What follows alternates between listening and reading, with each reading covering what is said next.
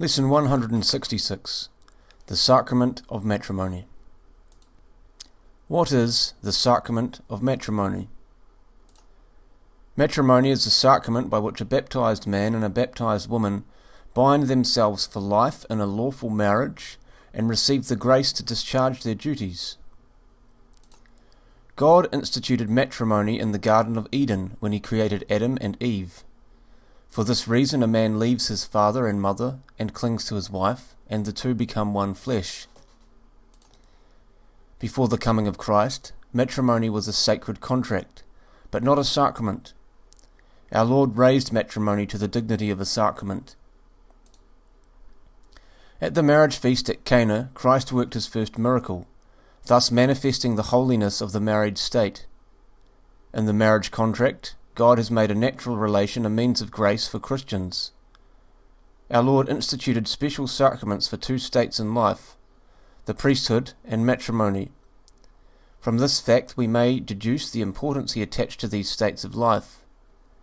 By the sacrament of matrimony, God grants the contracting parties grace to bear the difficulties of the married state and to sanctify their common life for God's glory and the salvation of their souls. The sacrament of matrimony consists in the mutual expression by both contracting parties of their free consent to take each other as husband and wife.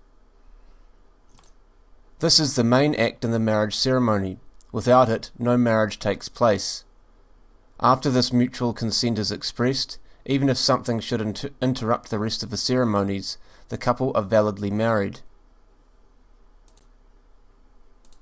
The ministers of the sacrament of matrimony are the contracting parties themselves, the bridegroom and the bride. The priest is the witness authorized by the church to be present and bless the union. This is because marriage is a contract, and they who make the contract therefore must perform the marriage. In baptism, the one who baptizes, and in the other sacraments, the bishop or priest, is the minister, but in matrimony the bride and groom are the ministers, one conferring the sacrament on the other. God created Eve's body from the body of Adam. This was to show the perfect equality and union that should exist between husband and wife, who by marriage become two in one flesh. Why is every true marriage between a baptized man and a baptized woman a sacrament? Every true marriage between a baptized man and a baptized woman is a sacrament because Christ himself has raised every marriage of this kind to the dignity of a sacrament. A marriage between baptized non-Catholics, if contracted in a valid way, is always a sacrament, and is so recognized by the Church. It can be broken only by the death of one of the parties.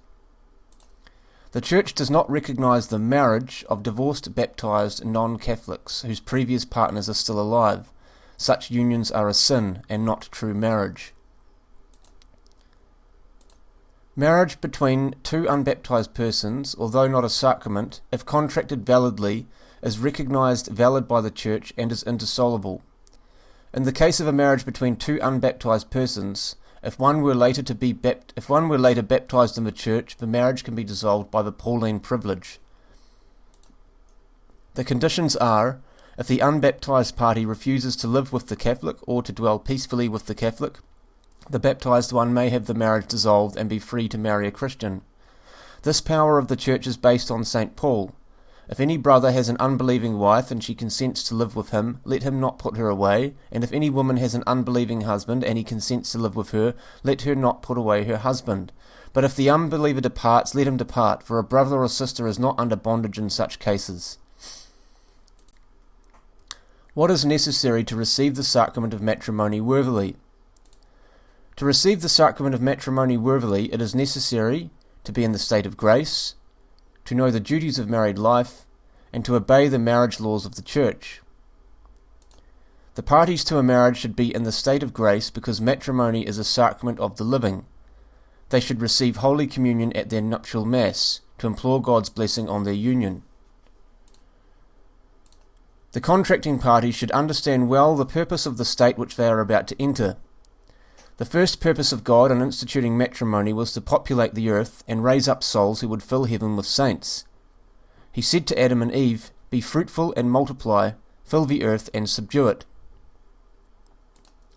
In matrimony, a man and his wife take part in the work of the Creator, giving life to a deathless soul. If the married would ponder this fact, they surely would not neglect their duties towards their children, to rear them in the discipline and admonition of the Lord. As the sapling is bent, so is the tree inclined. Even wild beasts take the utmost care of their young, but certain modern parents, in the pursuit of amusements, neglect the proper upbringing of their offspring. What are the chief effects of the sacrament of matrimony? An increase in sanctifying grace. Matrimony is a sacrament of the living and must be received in the state of grace, but it increases the sanctifying grace already possessed by the recipient so that he becomes more pleasing to God. The special help of God for husband and wife, to love each other faithfully, to bear with each other's faults, and to bring up their children properly. This is the special sacramental grace obtained from the reception of the sacrament of matrimony. Besides the aim of bringing children into the world, God also instituted marriage for the mutual support of husband and wife. Before Eve was created, God said, "It is not good that the man is alone. I will make him a helper like himself."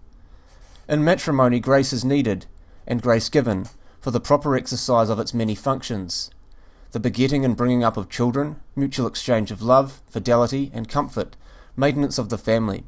For all these and other duties of the married, matrimony is an unending source of grace.